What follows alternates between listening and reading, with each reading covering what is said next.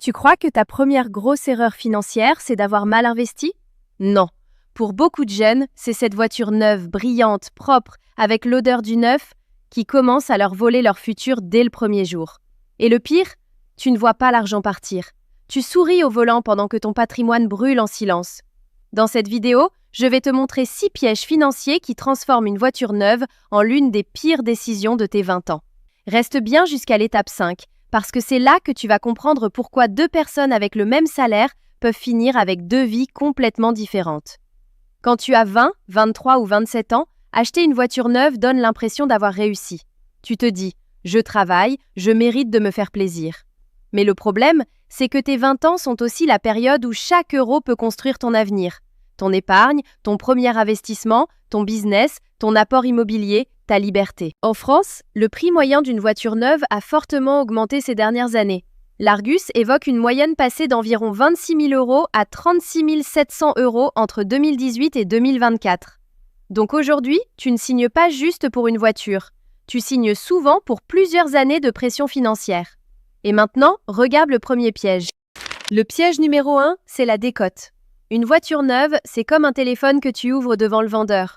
Au moment même où tu enlèves le plastique, il a déjà perdu de la valeur. Sauf que là, on ne parle pas de 800 euros, on parle de dizaines de milliers d'euros. Dès la première année, une voiture neuve peut perdre entre 15 et 30% de sa valeur. Ça veut dire quoi concrètement?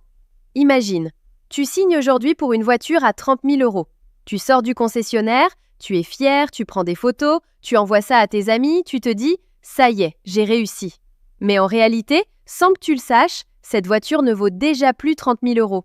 Quelques mois plus tard, si tu dois la revendre, elle peut valoir 25 000 euros, parfois même moins. Et là, il y a un truc que personne ne te dit. Tu peux être irréprochable, aucune rayure, entretien parfait, conduite propre, ça ne change rien. La valeur chute quand même. Pourquoi? Parce que ce n'est plus du neuf. Et le vrai danger, il est ici. Cette perte est invisible. Tu ne vois rien. Ton compte bancaire ne bouge pas. Tu continues à conduire. Tout va bien. Mais pendant ce temps, ton argent disparaît, en silence. Tu ne reçois jamais une notification du type « Félicitations, tu viens de perdre 3 000 euros aujourd'hui ». Non, c'est pire que ça. Tu vis normalement, jusqu'au jour où tu veux vendre. Et là, choc. Le concessionnaire te regarde et te dit « On peut vous la reprendre à 22 000 euros ». Dans ta tête, tu fais le calcul et tu comprends que tu viens de perdre l'équivalent de plusieurs mois de salaire. 30 000 euros, 24 000 euros, 22 000 euros. Et là, tu réalises quelque chose de violent. Tu n'as pas acheté un actif. Tu as acheté quelque chose qui perd de la valeur, tous les jours. Chaque kilomètre que tu fais, chaque mois qui passe, c'est comme si tu grignotais ton propre argent. Et maintenant, laisse-moi te montrer la vraie différence entre 2 personnes. Personne A. Elle achète une voiture neuve à 30 000 euros. Personne B. Elle achète une voiture fiable à 10 000 euros. La première perd de l'argent sans s'en rendre compte. La deuxième garde 20 000 euros. Et ces 20 000 euros, ce n'est pas juste de l'argent. C'est un futur apport immobilier, un investissement, une sécurité ou même la liberté de dire non à un mauvais job. Et c'est là que tu comprends le vrai problème. La voiture neuve ne te rend pas pauvre d'un coup. Elle t'appauvrit lentement, sans que tu le sentes. Et le pire, la décote, ce n'est que le début. Parce que dans l'étape suivante, tu vas voir comment cette décision ne te fait pas juste perdre de l'argent. Elle t'attache financièrement pendant des années. Le deuxième piège, c'est le crédit. Parce que soyons honnêtes, très peu de gens achètent une voiture neuve cash. La plupart prennent une LOA, un crédit classique, une LLD, bref, une mensualité. 300 euros, 400 euros, parfois 500 euros. Et le piège est là. Parce que quand tu vois ce chiffre, tu te dis « Franchement, ça va, je peux me le permettre ». Tu compares avec ton salaire, tu regardes ton compte et tu valides. Mais tu te poses la mauvaise question. La mauvaise question, c'est « Est-ce que je peux payer cette mensualité ?» La bonne question, c'est « Qu'est-ce que cette mensualité m'empêche de construire ?» Imagine une seconde, 400 euros par mois. Ça paraît normal, non? Mais maintenant, regarde autrement. 400 euros par mois, c'est 4 800 euros par an. Sur 5 ans, ça fait 24 000 euros. Tu viens de comprendre quelque chose d'important. Ce n'est pas une petite dépense, c'est un projet financier énorme, caché sous forme de mensualité. 400 euros par mois égale 24 000 euros sur 5 ans. Et maintenant, imagine le scénario réel. Tu as 25 ans. Tu gagnes correctement ta vie. Tu prends cette voiture. Les premiers mois, tout va bien. Tu es fier, tu conduis, tu profites. Mais ensuite, la réalité s'installe. Chaque mois, la même somme part. Peu importe ce qui se passe dans ta vie, que tu sois motivé, fatigué, en difficulté ou même sans travail, la mensualité, elle, ne disparaît jamais. Et c'est là que ça devient dangereux. Parce que cette mensualité ne fait pas que prendre de l'argent, elle prend des opportunités. Elle prend ton épargne, ta capacité à investir, ta liberté de dire non, ta marge de sécurité. Imagine maintenant 2 versions de toi. Version 1, tu as 400 € de mensualité. Version 2, tu n'as pas cette charge. Laquelle peut investir, lancer un projet, encaisser un coup dur, changer de vie plus facilement? La réponse est évidente. Et pourtant, la version avec la voiture neuve va parfois paraître plus réussie, parce qu'on voit la voiture, mais on ne voit pas le compte épargne vide. Et ça, c'est un piège très dangereux dans tes 20 ans. Parce que tu peux donner une image de réussite tout en construisant une situation fragile. Est-ce que tu achètes vraiment une voiture ou est-ce que tu achètes l'image que tu veux donner aux autres? Et maintenant, voici le moment où beaucoup regrettent. Parce qu'ils réalisent que ce n'est pas la voiture qui les bloque, c'est l'engagement qu'ils ont signé. Et le pire, le crédit, ce n'est pas le seul coût. Parce que dans l'étape suivante, tu vas voir comment une autre dépense, souvent sous-estimée, peut encore alourdir la facture chaque mois. Le 3e piège, c'est l'assurance. Et celui-là, beaucoup le sous-estiment complètement. Parce que quand tu achètes une voiture neuve, tu penses au prix, tu penses à la mensualité, mais tu ne penses pas assez à ce que ça va te coûter chaque mois en plus, juste pour avoir le droit de rouler. Quand tu es jeune conducteur ou même dans tes premières années, l'assurance peut être violente. Pourquoi? Parce que pour l'assureur, tu es un risque. Tu as moins d'expérience. Tu es statistiquement plus exposé aux accidents. Et si en plus tu prends une voiture récente, voire puissante, le prix monte très vite. En moyenne, un jeune conducteur peut payer autour de 90 € par mois, et souvent bien plus en tout risque. Mais attends, 90 €, ça paraît encore acceptable, non? Maintenant, regarde autrement. 90 € par mois, c'est plus de 1 000 € par an. Sur 5 ans, tu dépasses les 5 000 €. 90 € par mois égale plus 5 000 € sur 5 ans. Et ça, c'est juste pour l'assurance, pas pour la voiture, pas pour l'essence, pas pour l'entretien, juste pour avoir le droit de la conduire. Et là où ça devient encore plus piégeux, c'est que plus ta voiture est neuve, plus tu veux la protéger. Tu te dis, je ne peux pas prendre un risque, elle est trop chère. Donc tu prends une assurance tout risque, plus complète, plus sécurisante, mais aussi beaucoup plus chère. Et sans t'en rendre compte, tu accumules. Mensualité du crédit assurance élevée, entretien carburant. Et tout ça devient une chose très dangereuse, une facture fixe. Chaque mois, quoi qu'il arrive, l'argent sort. Même si tu veux économiser, tu veux investir, tu veux changer de vie ou tu traverses une période difficile, les charges, elles, restent. Et c'est là que la promesse de liberté disparaît. Parce qu'au début, tu voulais une voiture pour être libre. Mais au final, c'est elle qui commence à contrôler ton budget. Est-ce que cette voiture t'apporte vraiment de la liberté ou est-ce qu'elle t'enlève de la marge chaque mois? Et maintenant, voilà la partie intéressante. Parce que quand tu additionnes la décote, le crédit, l'assurance, tu commences à voir la vérité. Le problème, ce n'est pas une dépense, c'est l'accumulation de petites décisions acceptables qui, ensemble, créent une grosse pression financière. Et là, tu comprends enfin pourquoi certaines personnes se sentent bloquées sans savoir exactement pourquoi. Et pourtant, on n'a encore rien vu. Parce que dans l'étape suivante, tu vas découvrir quelque chose de beaucoup plus profond. Pas une question d'argent, une question de liberté mentale. Si cette vidéo t'aide à éviter une grosse erreur financière, abonne-toi. Je publie chaque jour des conseils pour mieux gérer ton argent. Et maintenant, l'étape suivante est celle qui fait vraiment mal, parce qu'elle transforme ton plaisir en prison mentale. Le 4e piège, il est plus profond. Parce qu'ici, on ne parle plus seulement d'argent, on parle de contrôle.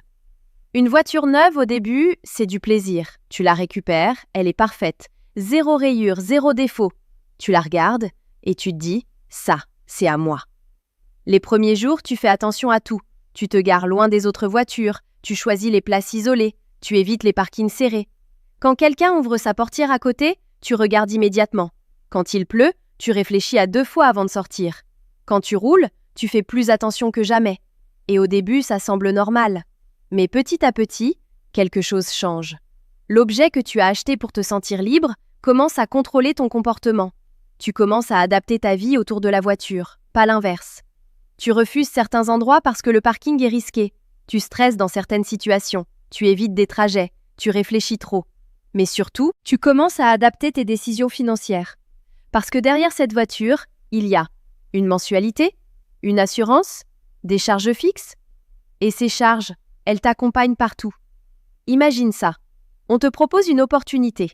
Changer de ville, lancer un projet, accepter un job avec plus de potentiel mais moins stable au début. Dans ta tête, tu es motivé. Mais une voix arrive. Et la voiture, et les mensualités, et l'assurance. Et là, tu hésites. Pas parce que l'opportunité est mauvaise, mais parce que tes charges sont trop lourdes. Et c'est là que le piège devient invisible. Parce que personne ne voit ça. Les gens voient ta voiture. Ils ne voient pas les décisions que tu refuses à cause d'elle. Combien d'opportunités tu serais prêt à refuser, juste pour garder une voiture?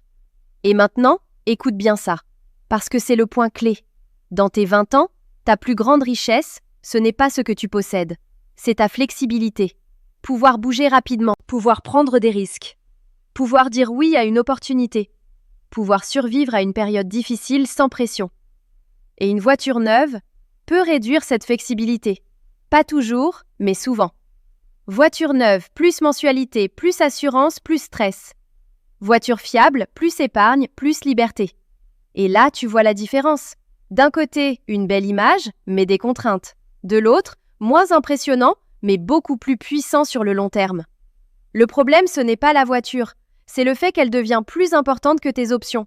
Et à partir du moment où un objet réduit tes choix, ce n'est plus un plaisir, c'est un poids. Et maintenant, on arrive au vrai choc. Parce que dans l'étape suivante, tu vas découvrir le coût que presque personne ne calcule, celui qui sépare les gens qui avancent de ceux qui stagnent. Le 5e piège, c'est celui que presque personne ne voit, le coût d'opportunité.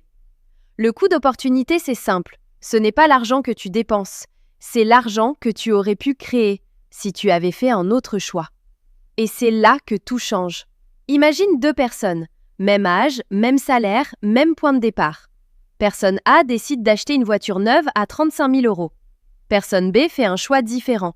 Elle prend une voiture fiable à 10 000 euros et garde 25 000 euros. Sur le moment, qui semble gagner? Personne A.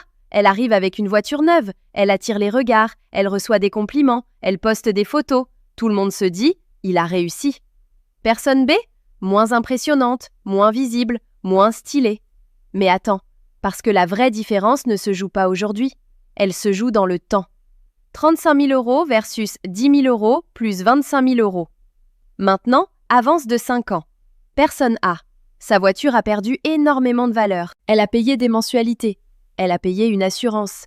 Elle a absorbé des coûts. Résultat, elle possède une voiture qui vaut beaucoup moins qu'au départ. Personne B. Elle a gardé 25 000 euros. Et ces 25 000 euros, ce n'est pas juste de l'argent. C'est une arme. Ça peut devenir un apport pour acheter un bien, un investissement qui génère de l'argent, un business, une formation qui augmente ses revenus, ou simplement une sécurité qui enlève du stress. Et là, quelque chose d'important se produit. Les trajectoires se séparent. Pas parce que l'un gagne plus que l'autre, mais parce que l'un a gardé ses options et l'autre les a consommées. Est-ce que tu préfères avoir l'air riche aujourd'hui ou construire quelque chose qui te rendra vraiment libre demain? Et maintenant, voici la réalité que peu de gens acceptent. Une voiture neuve ne te rend pas pauvre immédiatement. Elle ralentit ta progression. Elle prend un capital qui aurait pu travailler pour toi. Et elle me transforme en un objet qui perd de la valeur. Et là, tu comprends enfin quelque chose de puissant. Les décisions qui changent ta vie ne sont pas toujours visibles. Ce ne sont pas les grosses erreurs évidentes. Ce sont les choix logiques, acceptables, normaux, qui, répétés, créent un écart énorme avec le temps. Une voiture peut perdre 50 à 60% de sa valeur en 5 ans. Et maintenant, tout s'aligne. Décote crédit, assurance, pression mentale, coût d'opportunité. Tu vois enfin le tableau complet. Et c'est pour ça que la dernière étape est essentielle. Parce que ce n'est pas noir ou blanc. Ce n'est pas voiture neuve égale erreur. C'est une question de timing. Et c'est exactement ce qu'on va voir maintenant. Et maintenant, on arrive au point le plus important.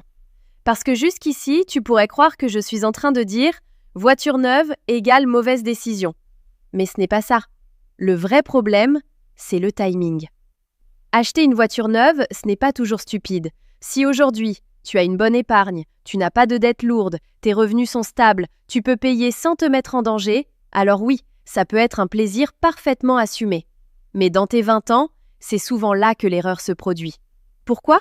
Parce que cette période, ce n'est pas une période pour afficher, c'est une période pour construire. Construire quoi? Ton épargne, tes revenus, tes compétences, tes investissements, ta sécurité. Et chaque euro que tu dépenses dans une mauvaise direction, c'est un euro qui ne travaille pas pour ton futur. Le problème, ce n'est pas la voiture, c'est ce que tu sacrifies pour l'avoir.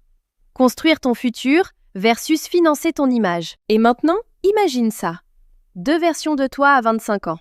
Version 1, elle a une belle voiture neuve. Tout le monde la remarque. Elle donne une image de réussite. Mais derrière, peu d'épargne, des mensualités, une pression constante. Version 2, elle roule dans une voiture simple, rien d'impressionnant. Mais derrière, de l'épargne, des investissements zéro pression et surtout, des options. Au bout de quelques années, qui est vraiment en avance? Et c'est là que tu comprends un truc essentiel. La richesse, ce n'est pas ce que les gens voient, c'est ce que tu peux faire, sans demander la permission à personne. Est-ce que tu veux paraître libre ou être réellement libre? Maintenant, pose-toi cette question simple. Avant d'acheter une voiture neuve, si je perds mon travail demain, combien de temps cette voiture reste un plaisir avant de devenir un problème? Pose. Si cette question te met mal à l'aise, tu as déjà ta réponse. Et là, tout s'aligne.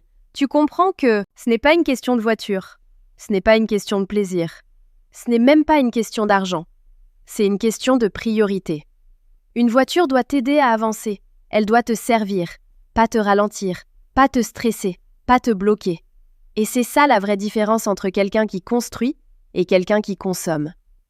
Et maintenant, tu vois clairement pourquoi cette décision peut être la pire dans tes 20 ans, ou au contraire, la meilleure, si tu choisis le bon moment.